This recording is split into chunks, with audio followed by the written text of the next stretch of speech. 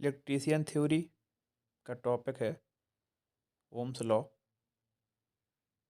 Discuss करते हैं अपन।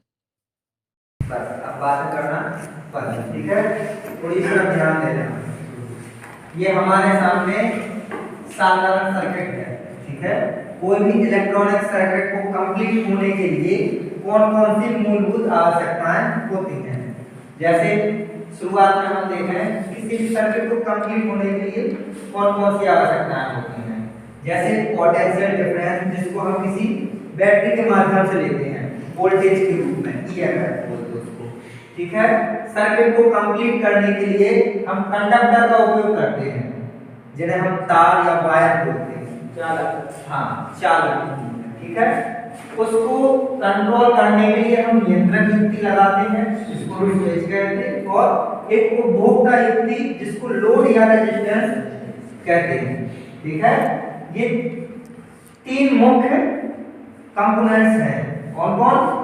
Potential difference, battery, conductor, चालक और लोड। ये तीन मिलकर के एक कंप्लीट परिपथ तैयार करते हैं, ठीक है। किसी भी साधारण परिपथ में हमें वोल्टेज, प्रतिरोध और करंट, तीनों चीजों को आपस में क्या संबंध है, इसको मापने के लिए ओम ने हमें एक नियम दिया है, जिसे हम ओम का नियम कहते हैं। आज हम ओम के नियम के बारे में पढ़ेंगे, ठीक है। सन 1826 में जॉर्ज साइमन ओम ने पता लगाया कि विद्युत कंडक्टरों के लिए कंडक्टरों के सिरों के बीच मूलतः पोटेंशियल डिफरेंस उत्पन्न होता है, ठीक है। परिपथ में विद्युत वाहक बल और धारा प्रतिरोध के बीच में संबंध में ओम का नियम दिया जाता है। कोई भी परिपथ होता है, उसमें विद्युत वाहक बल एवं उसमें बहने वाली धारा के बीच में उन्होंने एक नियम बनाया, उसे ओम का नियम कहा। देखो, ओम के नियम बताता है कि प्रवाहित धारा V के अनुपात में परिपथ के दो बिंदुओं के आर पार वोल्टता I स्थिर होती है, बशर्ते कि भौतिक स्थिति यानी ताप आदि स्थिर रहे। इस स्थिति को परिपथ के प्रतिरोध R के रूप में घोषित किया जाता है। अगर हम इसको सरल रूप में समझें तो ओम ने बताया अपने नियम में कि किसी परिपथ में उत्पन्न होने वाला विभवांतर उसके प्रतिरोध में से बहने वाली धारा के समानुपाती होता है। कब? जब अगर प्रतिरोध पर भौतिक परिस्थितियां स्थिर हों, जैसे कि ताप, अगर भौतिक परिस्थिति मान लो गर्मी ज्यादा है तो कोई अर्धचालक चालक के रूप में भी काम करने लगता है, तो भौतिक परिस्थितियां फिक्स होनी चाहिए, जिससे प्रतिरोध का मान घटे बढ़े ना, और इनका मान आपस में हमें समझ में आए कि क्या घट रहा है क्या बढ़ रहा है। उन्होंने बताया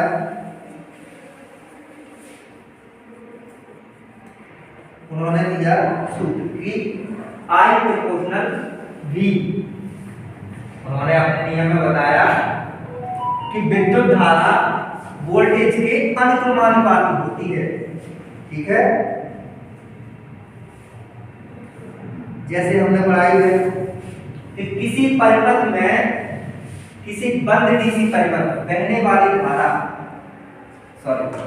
किसी बंद डीसी परिपथ के प्रतिरोध के सिरों पर उत्पन्न विभवांतर उसमें से बहने वाली धारा के अनुक्रमानुपाती होता है या समानुपाती, ठीक है।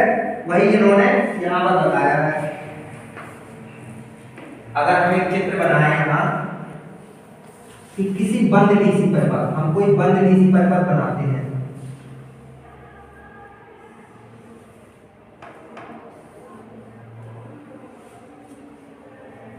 ये कोई लोड लगा दिया हमने, ठीक है। किसी बंद डीसी परिपथ में प्रतिरोध के सिरों पर उत्पन्न विभवांतर वोल्टेज को हम वोल्टमीटर से नापेंगे, तो हम यहाँ पर एक वोल्टमीटर कनेक्शन कर देंगे। साथ में उसमें से बहने वाली धारा में, उसमें जो धारा बह रही है उसको मापने के लिए एम्पीयर मीटर को सीधी में कनेक्ट कर देते हैं।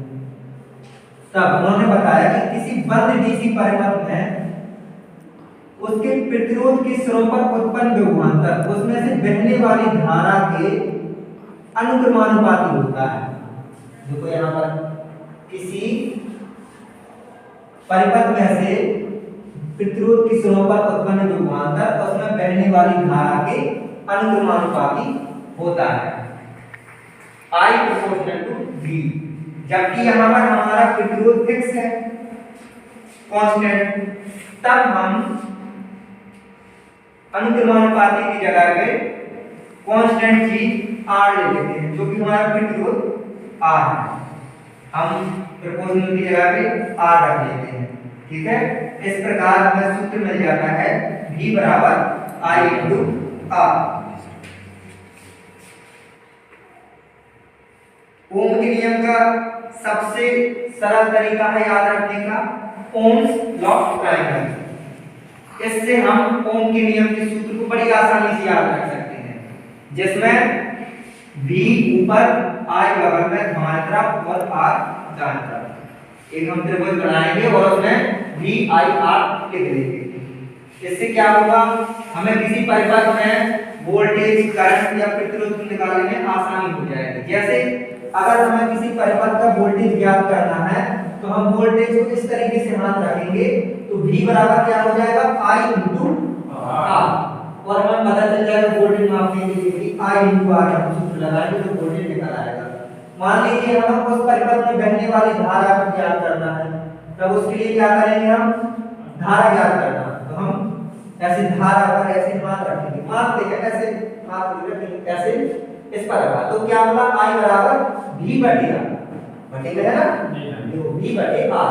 तो हम सूत्र लिख देंगे, जैसे हमें वोल्टेज निकालना तो हमने वोल्टेज लगा तो I into R, V बराबर I into R। ये हो गया। हमें धारा निकालनी है तो हमने धारा भी रखा तो क्या होगा V बटे R, I बराबर V बटे R। और अगर प्रतिरोध ज्ञात करना है परिपथ का तो V बटे I। कितना आसान है, यही तो हमें अच्छा लगता है, R बराबर V बटे I। इस ट्रायंगल की मदद से हम बड़ी आसानी से ओम के नियम को याद रख पाते हैं, ठीक है। जैसे कि देखो उन्होंने बताया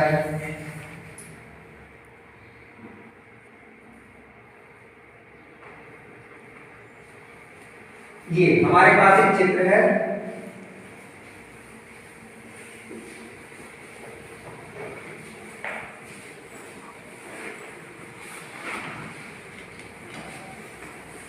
ये कोई सर्किट है, यहाँ पर हम वोल्टेज 1.5 वोल्ट दे रहे हैं, ठीक है। ये डीसी परिपथ है जिसमें 1 किलो ओम का प्रतिरोध लगा हुआ है। हमें इस परिपथ में बहने वाली धारा का मान ज्ञात करना है। इस परिपथ में से कितनी करंट फ्लो हो रही है, ऐसे करंट फ्लो होगी, ठीक है।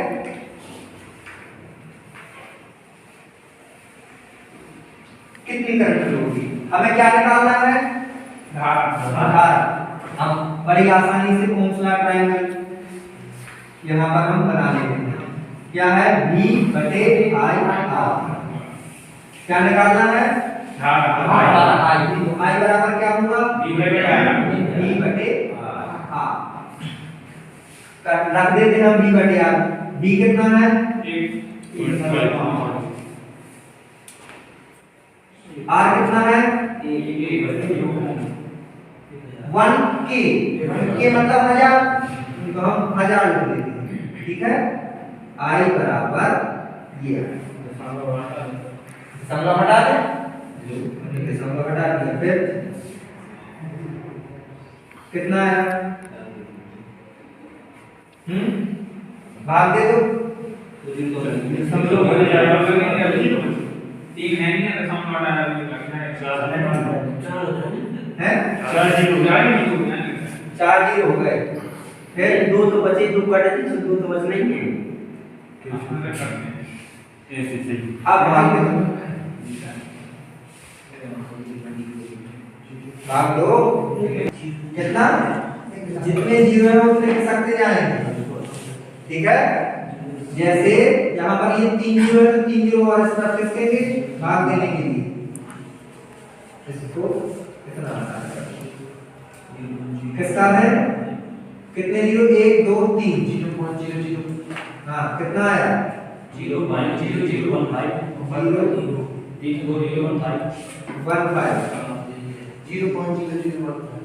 ठीक है। ये आया आंसर। कितनी कम करंट फ्लो हो रही है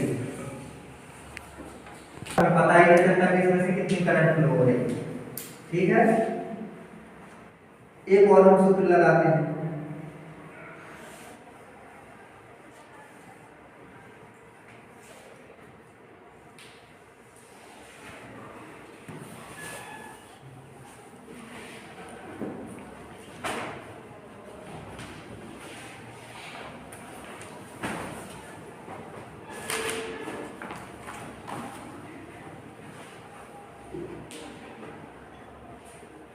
सब प्रश्न लिख लो।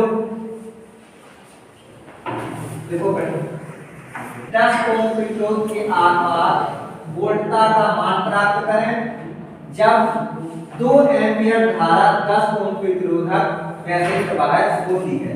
देखो हमें दिखाई दे रहा है 10 ओम प्रतिरोधक कौन सा है ये रहा है। प्रश्न ने क्या बताया इसमें से बहने वाली धारा का मान कितना है 2 एम्पीयर 2 एम्पीयर ठीक है। एवं इसका प्रतिरोध कितना है 10 ओम ठीक है। और हमें निकालना क्या है वोल्टेज ठीक है जो कि हमें पता है। सूत्र देखो ओम के नियम के अनुसार क्या होगा V बराबर I into R 2 into 10 हो जाएगा हाँ तो 20 तो V बराबर 2 into 10 2 क्या है I है 2 गुणे 10 R 10 20 हो जाएगा वोल्टेज कितना 20 वोल्ट ठीक है। ये तो सर हमारा ये आ गया 20 वोल्ट मतलब इस परिपथ में इस प्रतिरोध के द्वारा 20 वोल्ट ड्रॉप किया जा रहा है। तो खबर को हाँ ठीक है। ये हम लोग ओम के नियम के सूत्र से बड़ी आसानी से हल कर दिया है ना। ऐसे अपने जीवन में